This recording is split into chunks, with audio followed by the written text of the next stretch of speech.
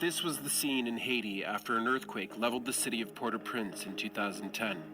More than 250,000 people died. Countless others were injured or made homeless. Bodies went uncollected on the streets in one of the poorest countries on Earth. 8 organizations from around the world poured in to help, including the United Nations, which already had a long-standing presence in the country. Allegations of rape and sexual abuse quickly surfaced against UN personnel. Any Haitian can tell you about UN peacekeeper sexual exploitation of Haitian women and children with almost no consequences. Peacekeepers were abusing women and girls and traded food or cash for sexual favors. These allegations are not exclusive to Haiti. From the Central African Republic to Bosnia, United Nations staff and peacekeeping soldiers have been accused of horrific acts of sexual exploitation on a mass scale, and almost no one is ever held accountable. They see a peacekeeper coming their way, they think, this is someone's gonna help me. They don't think, I gotta run, this is somebody's gonna rape me. How did we get to a place where people being sent to save lives and rebuild societies are committing the exact brutal acts that they are there to prevent?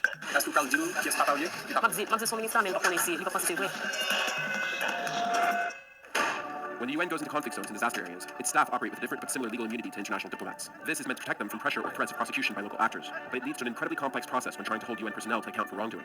For 75 years, the United Nations has had something called the Convention on Privileges and Immunities. And what that says is, when the UN personnel are accused of doing something even as egregious as gang raping the people they're supposed to be protecting, certainly before any trial can occur, the UN itself has to give permission to that country to proceed with normal legal processes.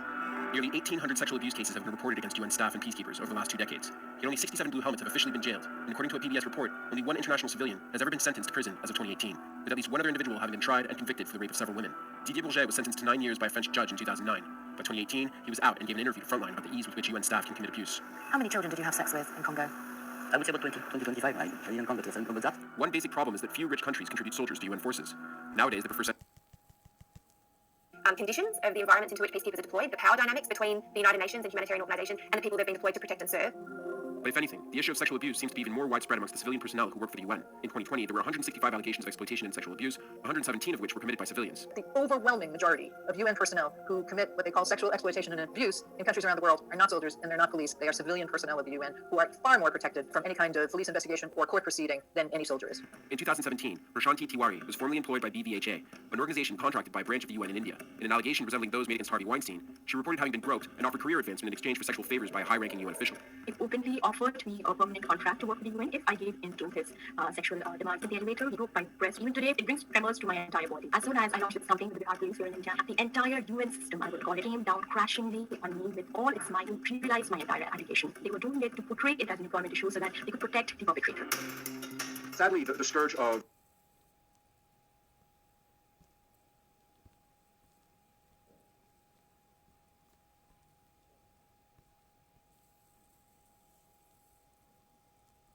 For Smart Trend News.